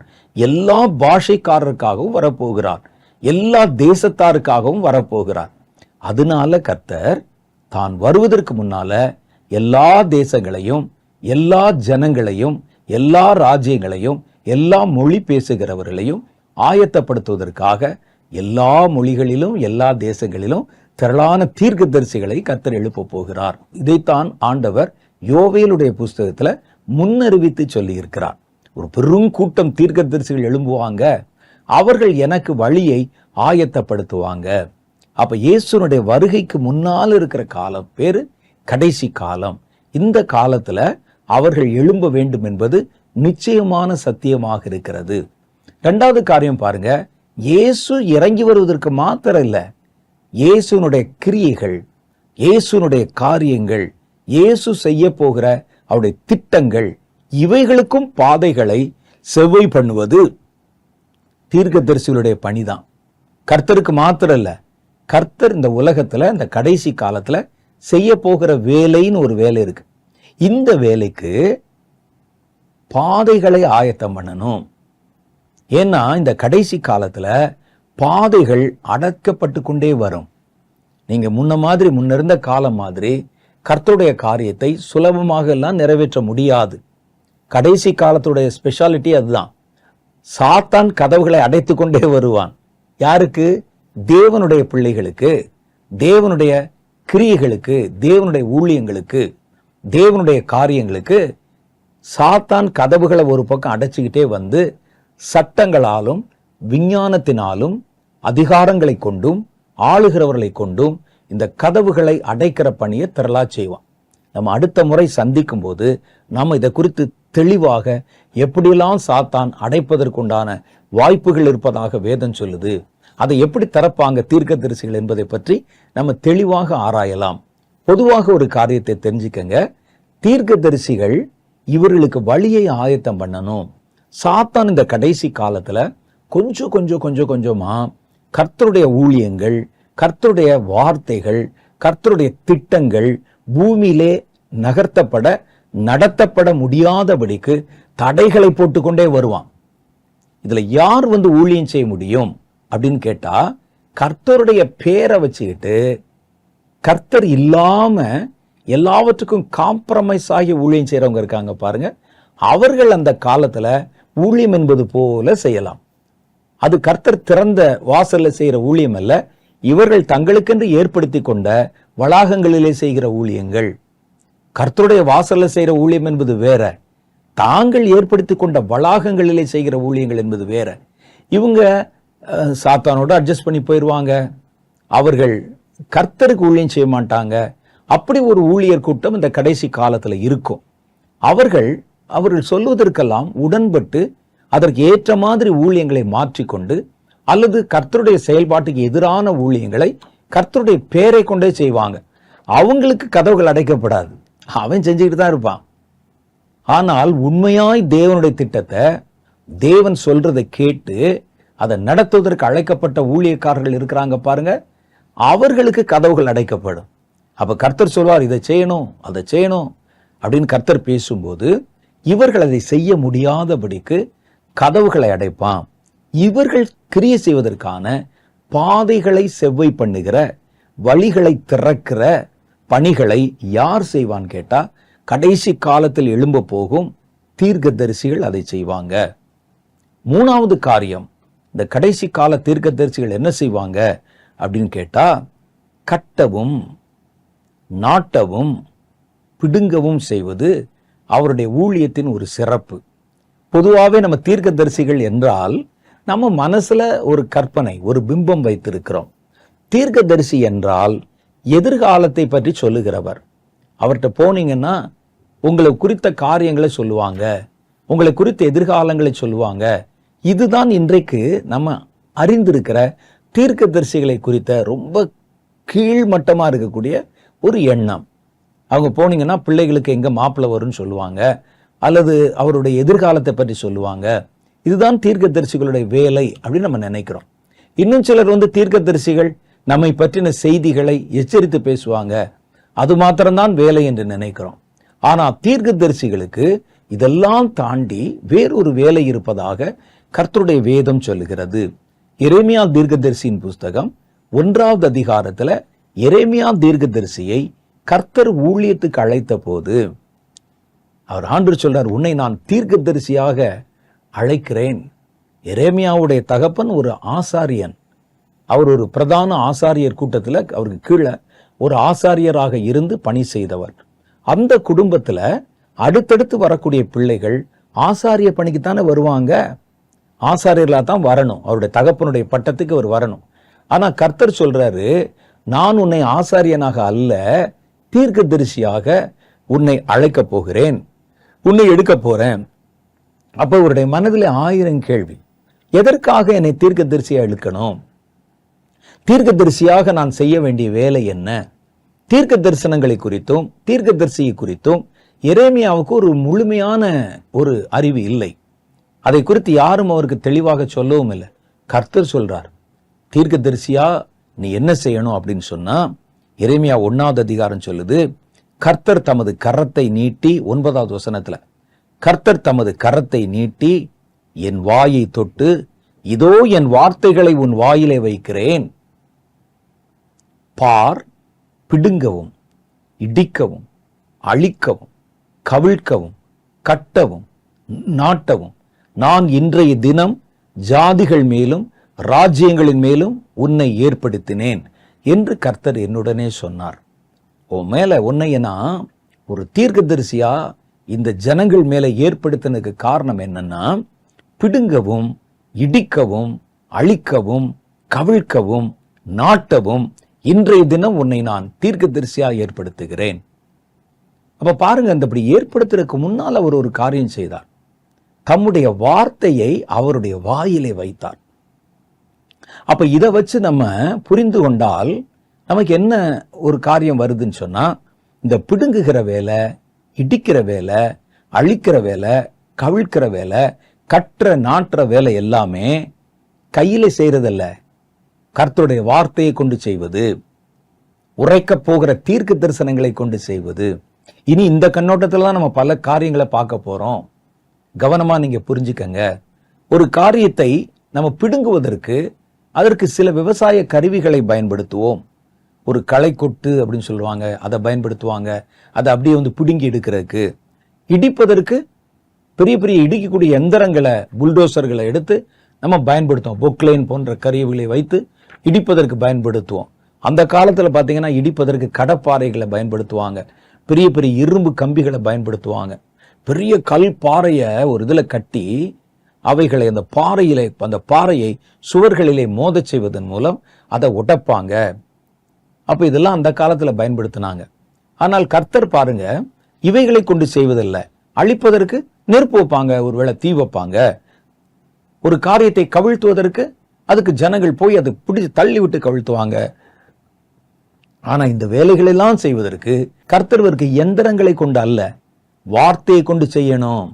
அதனால்தான் வார்த்தையை அவர் கையில கொடுத்து, இதை வச்சு நீ பிடுங்க முடியும், இடிக்க முடியும், அழிக்க முடியும், கவிழ்க்க முடியும், கட்ட முடியும், நாட்ட முடியும் என்பதை கர்த்தர் அவருக்கு வெளிப்படுத்தி காண்பித்தார்.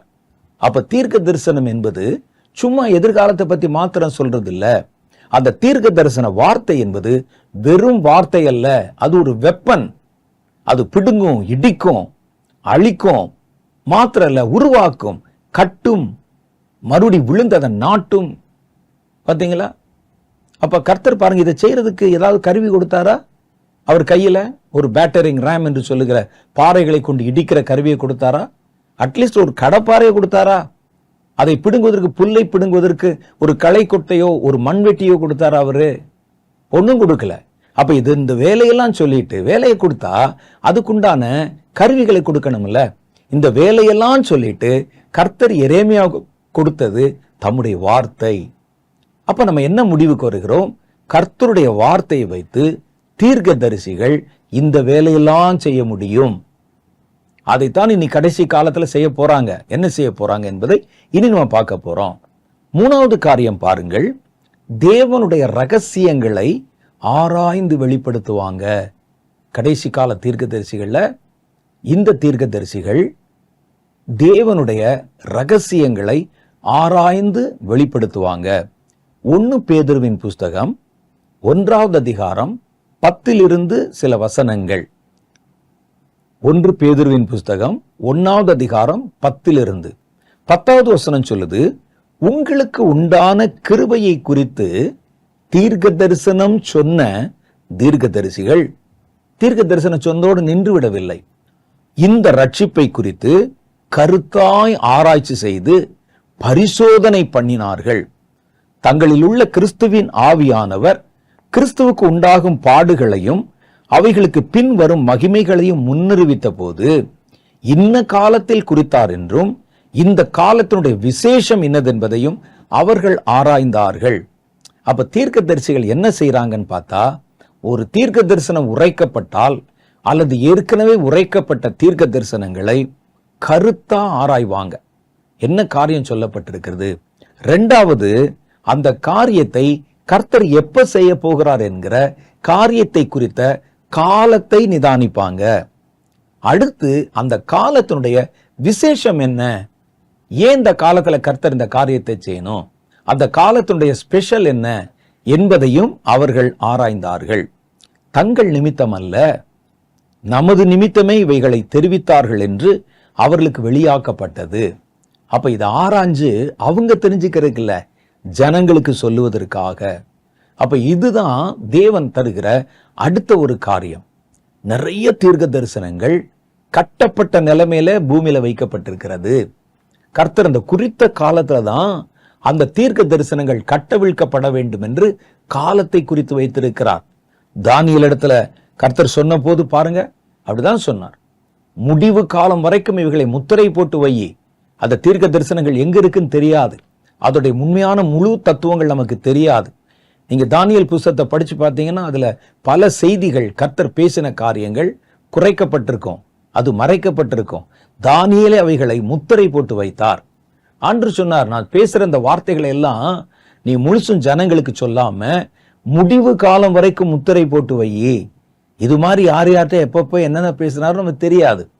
அப்ப தேவனுடைய வார்த்தைகள் பரத்திலிருந்து கொண்டு வரப்பட்டு பூமியிலே மூடப்பட்ட நிலைமையில, முத்திரை செய்யப்பட்ட நிலைமையில வைக்கப்பட்டிருக்கிறது. இந்த கடைசி காலத்துல வருகிற தீர்க்கதரிசிகள் இந்த முத்திரைகளை உடைப்பாங்க. அந்த ஏன்னா முடிவு காலத்தில் உடைக்கப்படணும், அப்படித்தானே வசனம் போட்டிருக்கு. நான் உனக்கு சொல்லுகிற இந்த எதிர்காலங்களை குறித்த தீர்க்க தரிசனங்களை முடிவு காலம் வரைக்கும் முத்திரையிடு. அப்ப முடிவு காலத்துல அந்த முத்திரை உடைக்கணும் இல்ல, அந்த முத்திரை உடைக்கணும்னா உடைக்கிறதுக்கு ஒரு ஆள் வரணும் இல்ல. அவர்கள் தான் இந்த கடைசி கால தீர்க்கதரிசிகள். அவர்களை கர்த்தர் எழுப்ப போகிறார். அப்ப தீர்க்கதரிசிகளின் வேலை என்பது வெறும் தீர்க்க தரிசனம் உரைப்பது மாத்திரமல்ல, தீர்க்க தரிசனத்திலே சொல்லப்பட்டிருக்கிற ரகசியங்கள், தீர்க்க தரிசனங்கள் நிறைவேற போக வேண்டிய காலம், அந்த காலத்தை குறித்த விசேஷ தன்மை, இது எந்த காலத்துல வெளிப்படும், இதெல்லாவற்றையும் குறித்து ஆராய்ந்து அதை தகுதியான ஜனங்களிடத்திலும் ஊழியர்களிடத்திலும் தேவ பிள்ளைகளிடத்திலும் கொண்டு போய் சேர்க்கிற ஒரு பெரிய ஒரு பொறுப்பு, ஒரு பதவி இந்த கடைசி கால தீர்க்கதரிசிகளுக்கு கொடுக்கப்பட்டிருக்கிறது. அடுத்த காரியம் பாருங்க, தானியேல் இதைத்தான் காலங்களை ஆராய்ந்ததை பார்க்கிறோம். அதற்கு ஒரு உதாரணமா நம்ம சொல்லணும்னா, தானியேல் சிறைப்பட்டு 70 வருஷங்கள் அந்நிய தேசத்துல பாபிலோன்ல சிறையில் இருக்கிறாங்க. அப்ப அவர் என்ன செய்தார்? தானியேல் காலங்களை ஆராய்ந்தார். கடைசி வரைக்கும் நம்ம இப்படிதான் இருக்க போறோமா? ஏனென்றால் 70 வருஷம் என்பது எவ்வளவு நீண்ட நெடிய காலங்கள் என்று பாருங்க. ஒருவேளை தானியேல் 16 வயசுல பாபிலோனுக்குள்ளே கொண்டு வரப்பட்டிருந்தாலும் இந்த வசனங்களை அவர் வாசித்து பார்த்த போது 70 வருஷம் ஆக போற நேரத்துல படிச்சு பார்க்கிறார். ஏறத்தாழ இவருக்கு 85-86 வயசு இருக்கலாம். அவ்வளவு வருஷம் காலங்கள் கடந்து போய், பருவ காலங்கள் மாறி போய், அந்த காலங்கள்ல பலவிதமான மாறுபாடுகளை பார்த்து மனம் சோர்ந்திருப்பாங்க. அவர் நினைச்சிருப்பார், கடைசி வரைக்கும் ஒருவேளை இந்த பாபிலோன்லேயே தான் இஸ்ரவேலர்கள் சிறைப்பட்டு அடிமைகளாக இருந்துருவாங்களோ அப்படின்னு அவர் நினைச்சு இதை பற்றி என்ன பேசி இருக்கிறாங்க இதுக்கு முன்னால என்று அவர் ஆராய தேடினார்.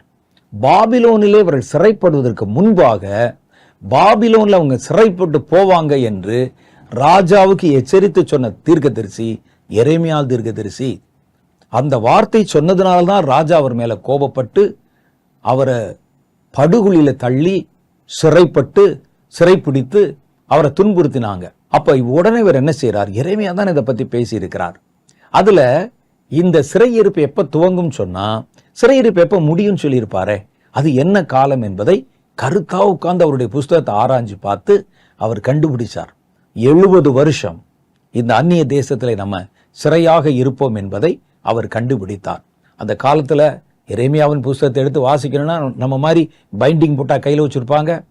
அவர் பேசின காலம், அதை தொடர்ந்து வருகின்ற ஒரு பெரிய பாபிலோனியருடைய படையெடுப்பு, நெருப்பு வைத்து கொளுத்தப்பட்ட சம்பவம், தேவாலயம் தீக்கரையாக்கப்பட்ட சம்பவம், இவைகளுக்கு நடுவிலே அந்த புஸ்தகம் எங்க இருக்கு? இதெல்லாவற்றையும் சேகரித்து தேடி கொண்டு வந்து பத்திரப்படுத்தி அவைகளை ஆராய்ந்து பார்த்தார். தானியேலுடைய புஸ்தகத்துல பாருங்க, 9வது அதிகாரம் சொல்லுகிறது. அது ஒரே இடத்துல இருக்கல அந்த தீர்க்க தரிசனம்.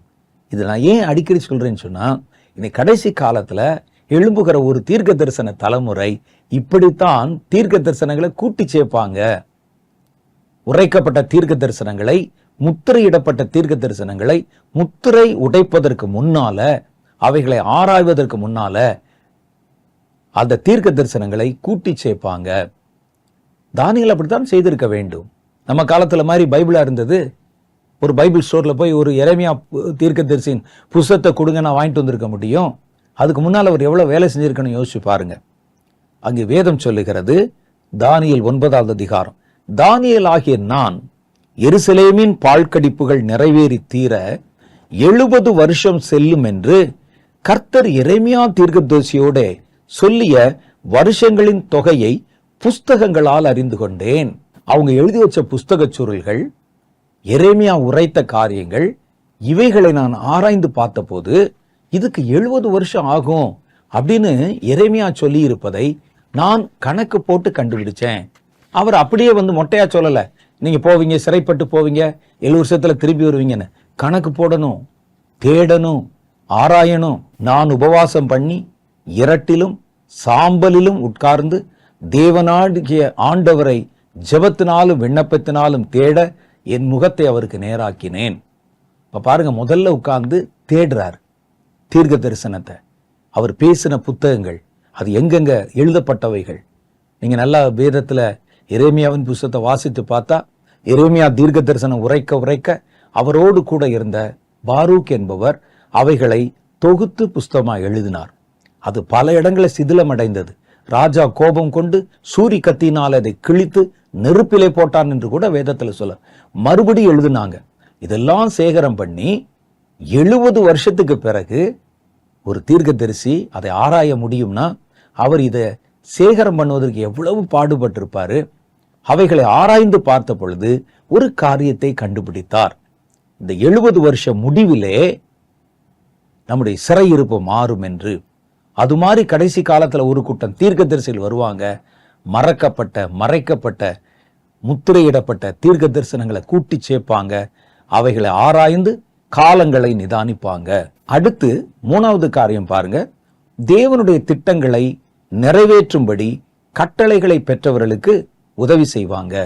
இந்த கடைசி காலத்துல என்னென்ன ஊழியம் செய்யணும் அப்படின்னு கர்த்தர் எந்தெந்த ஊழியர்களை எழுப்புகிறாரோ அவர்களுக்கெல்லாம் இந்த தீர்க்கதரிசிகள் பின்புலத்துல இருந்து உதவி செய்யணும். அது அவர்களுடைய வேலை.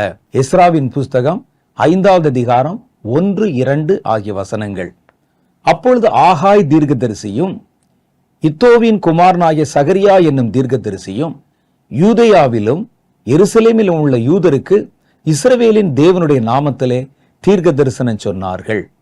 அப்பொழுது செயல்தியேலின் குமாரனாகிய செருபாபேலும் யோசதாக்கின் குமாரனாகிய யோசுவாவும் எழும்பி எருசலேமில் உள்ள தேவனுடைய ஆலயத்தில் கட்டத் தொடங்கினார்கள். அவர்களுக்கு திடன் சொல்ல தேவனுடைய தீர்க்கதரிசிகளும் உடன் இருந்தார்கள். அப்ப அவங்களுக்கு ஒரு கட்டளை கொடுக்கறாங்க. அந்த கட்டளையை பற்றி இந்த தீர்க்கதரிசிகள் என்ன செய்யணும் சொல்றாங்க. சொன்னதோடு மாத்திரமல்ல, பக்கத்துல இருந்து அந்த காரியங்கள் நிறைவேறுவதற்கு தீர்க்கதரிசிகள் அவர்களுக்கு திடன் சொல்லி உதவி செய்தார்கள் என்று வேதம் சொல்லுது. கடைசியா ஒரு காரியம் பார்க்கிறோம்.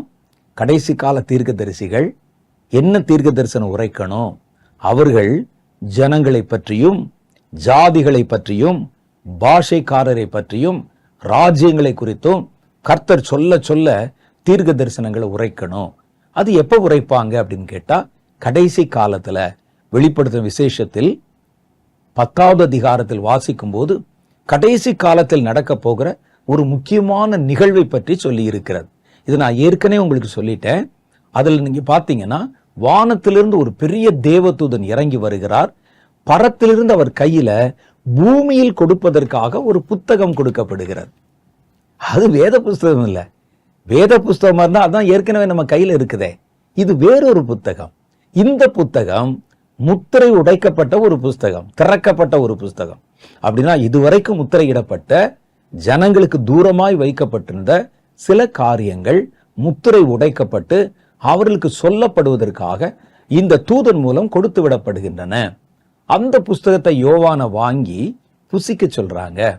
அதை செய்து முடித்த உடனே யோவானுக்கு கொடுக்கப்பட்ட கட்டளை என்னன்னு கேட்டா, நீ ஜனங்களை பற்றியும் ஜாதிகளை பற்றியும் பாஷைக்காரரை பற்றியும் ராஜாக்களை பற்றியும் தீர்க்க தரிசனம் உரைக்கணும். எப்போ? இது கடைசி காலத்துல நடக்கிற சம்பவம். கடைசி காலத்துல இதெல்லாம் சொல்லணும். அவைகள் ஒவ்வொன்றுக்கும் சொல்ல வேண்டிய முக்கியமான தீர்க்க தரிசன வார்த்தைகள், இதுவரைக்கும் சொல்லப்படாத வார்த்தைகள் திறக்கப்பட்ட அந்த புஸ்தகத்துல வருது. அப்ப இதுவும் கடைசி கால தீர்க்க தரிசிகளுடைய மிக முக்கியமான பணிகளில் ஒன்று. அப்ப கடைசி நாட்கள்ல மாம்சமான யாவர் மேலும் என் ஆவியை ஊற்றுவேன், குமாரரும் குமாரத்திகளும் தீர்க்க தரிசனம் உரைப்பார்கள் சொன்னது ஒரு அடிப்படை லெவல்ல, ஒரு கிரவுண்ட் லெவல்ல இருக்கிற தீர்க்க தரிசிகளை பற்றி சொல்லப்பட்ட வார்த்தை அல்ல. இப்ப நீங்க பாக்குற மாதிரி வீட்டுல பில்லி சுனி வச்சுட்டாங்க, வீட்டுல ஒரு பொல்லாத ஆவி வேலை செய்து உங்களுக்கு இந்த வியாபாரத்துல நீங்க கொடுங்க. இன்னைக்கு பாத்தீங்கன்னா பங்கு சந்தை பத்தி பேசுற ஆள்லாம் இருக்கிறாங்க தீர்க்க தரிசிகள். பங்கு சந்தையில எதுல நம்ம இன்வெஸ்ட் பண்ணா வரும். இன்னும் சில தீர்க்க தரிசிகள் ஒரு விளையாட்டுல யார் ஜெயிப்பான்னு கேட்கிற தீர்க்க தரிசிகள் கூட இருக்கிறாங்க. இதெல்லாம் இல்ல, இவர்களுடைய வேலையெல்லாம் உலகம் சார்ந்ததாக இருக்கிறது. இந்த தீர்க்க தரிசிகளை கர்த்தர் கணக்கிலே எடுக்கல. இவர்கள் வேண்டாம். பிள்ளைகளுக்கு மாப்பிள்ளை எங்க வரும், நமக்கு எப்போ ஒரு வேலை கிடைக்கும், அப்ப எதிர்காலத்தை பத்தி சொல்றாங்களே, அந்த மாதிரி சொல்லுகிறவர்கள் இன்னைக்கு டிவியிலே நிறைய பேர் பேசுறாங்க. இதை சொல்லுவதற்கு ஒரு தீர்க்கதரிசியை கர்த்தர் கடைசி காலத்தில் எழுப்ப வேண்டியது இல்லை. இவர்களுடைய பணி வித்தியாசமானது. ஆகவேதான் நீங்கள் இந்த மாதிரி சாதாரண காரியங்களை சொல்லி தங்களை தீர்க்கதரிசி என்று சொல்லுகிறவர்களை நீங்கள் நம்பவும் வேண்டாம், பின்பற்றவும் வேண்டாம். நான் சொல்லுகிற உண்மையான தீர்க்கதரிசிகள் இந்த காரியமெல்லாம் செய்வாங்க. தேசத்தை பற்றி, ராஜ்யங்களை பற்றி, ராஜாக்களை பற்றி, வரும் காலங்களை பற்றி, ஆவிக்குரிய காரியங்களை பற்றி, சாத்தானுடைய தந்திரங்களை பற்றி, யுத்தங்களை பற்றி, இப்படி மேலான தீர்க்க தரிசனங்களை சொல்லணும். நீங்கள் கூட கர்த்தரால் தீர்க்க தரிசன தலைமுறையா எழுப்பப்பட்டால் நீங்களும் இப்படிப்பட்ட தீர்க்க தரிசனங்களை தான் சொல்லணும். ஒழிய கர்த்தர் என்னை தீர்க்க தரிசியா எழுப்பி விட்டார் என்பதற்காக நீங்க வீட்டில் இருக்க ஒவ்வொரு காரியத்தை பத்தியும் தீர்க்க தரிசனம் சொல்லிட்டு இருக்க கூடாது. கிரவுண்ட் லெவல் தீர்க்க தரிசிகளை பின்பற்றக்கூடாது. இதுதான் தீர்க்க தரிசனமோ தீர்க்க தரிசிகளோ என்ற ஒரு தவறான அபிப்பிராயத்துக்குள்ளே வந்துடக்கூடாது. அதனால்தான் இவைகளை பற்றி உங்களுக்கு விளக்கமா சொல்லி இருக்கிறேன். இந்த முதல் நிகழ்ச்சியிலே நம்ம சொல்லி இருக்கிறதெல்லாம் அடிப்படையான காரியங்கள். இனி வரக்கூடிய ஒவ்வொரு நிகழ்ச்சிகளிலும் இன்னும் ஆழமா தீர்க்க தரிசன ஆவி, தீர்க்க தரிசன அபிஷேகம், தீர்க்க தரிசனத்துடைய திட்டங்கள், அதோடைய ரகசியங்கள் போன்றவைகளை நம்ம வெளிப்படுத்தி பேச போறோம். கவனமாக இருங்க. அடிப்படை புரிஞ்சாதான் இனி சொல்லப்படுகிற காரியங்களை தெளிவாக நம்ம தெரிந்து கொள்ள முடியும். நம்ம அடுத்த மாதம் இதே நிகழ்ச்சியில நம்ம சந்திக்கும் போது வேறொரு புதிய செய்தியோடு நான் உங்களை சந்திக்க போகிறேன். இப்ப நம்ம ஒரு சின்ன ஜெபம் செய்து நம்முடைய இந்த நேரத்தை நிறைவுக்கு கொண்டு வர போகிறோம். எல்லாம் கண்களை மூடுங்க. கர்த்தருடைய சமூகத்திலே காத்திருங்க. கடைசி காலத்திலே கர்த்தர் பல தலைமுறைகளை எழுப்ப போகிறார். அதை அது எழுப்புதல் மூலமும் கர்த்தர் தம்முடைய வார்த்தையின் மூலமும் நிறைவேற்ற போகிறார். அவைகளிலே பிறக்க போகிற பிரதானமானதும் மிக முக்கியமான பணியை கர்த்தருக்கு என்று செய்ய போகிறதுமான தீர்க்க தரிசன ஊழியர்கள், தீர்க்க தரிசன தலைமுறை, கர்த்தருடைய ஆவியானவர் அவைகளை எழுப்ப போகிறார். வாலிபர்கள் நடுவில், வயோதிபர்கள் நடுவில், குமாரர்கள் நடுவில், குமாரத்திகள் நடுவில், மூப்பர்கள் நடுவில், ஊழியக்காரர்கள் நடுவில், ஊழியக்காரிகள் நடுவில் கர்த்தர் அதை எழுப்ப போகிறார். ஒருவேளை இது உங்க வீட்டில இருந்தும் கர்த்தர் எழுப்பலாம், உங்கள் நடுவிலிருந்தும் கர்த்தர் எழுப்பலாம்.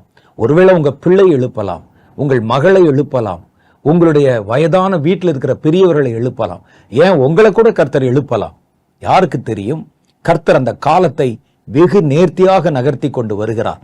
கர்த்தர் செய்ய போகிற அந்த பெரிய காரியம் இப்பொழுதே பூமியிலே கிரியை செய்ய துவங்குகிறது. கர்த்தர் அதற்கு முன்பாக நீங்கள் காரியங்களை குறித்து தெளிவாக அறிந்து கொள்ள வேண்டும் என்று இப்படிப்பட்ட ஒரு நிகழ்ச்சியை தந்திருக்கிறார். கர்த்தாவே, உம்முடைய பிள்ளைகள் முழங்கால் படியிட்டு இருக்கிறாங்க, உம்முடைய சமூகத்தில் தங்களை ஒப்புக் கொடுக்கிறாங்க.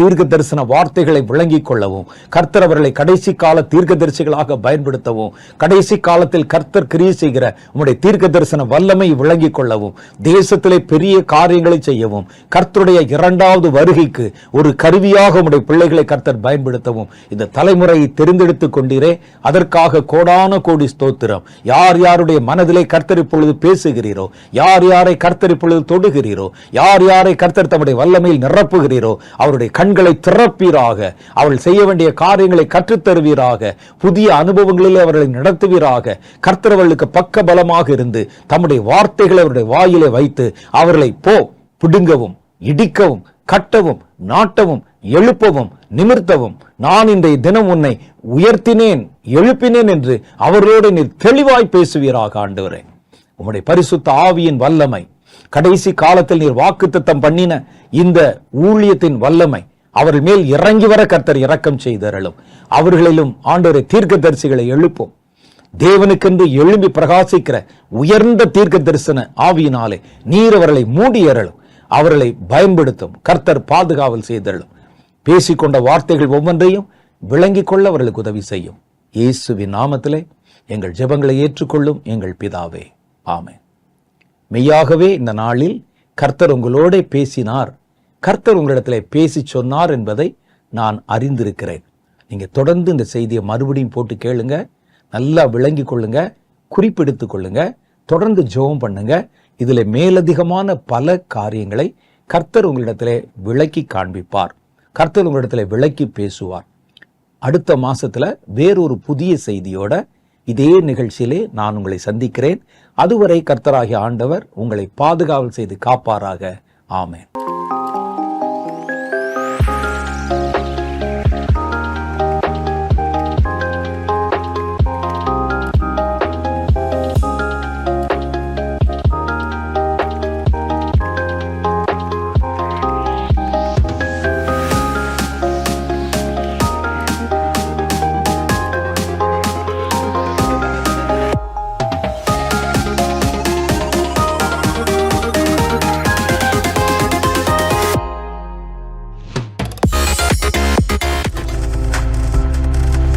நீங்கள் பார்த்து கொண்டிருப்பது உங்கள் ஜாய் டிவி. உங்கள் துக்கம் சந்தோஷமாய் மாறும்.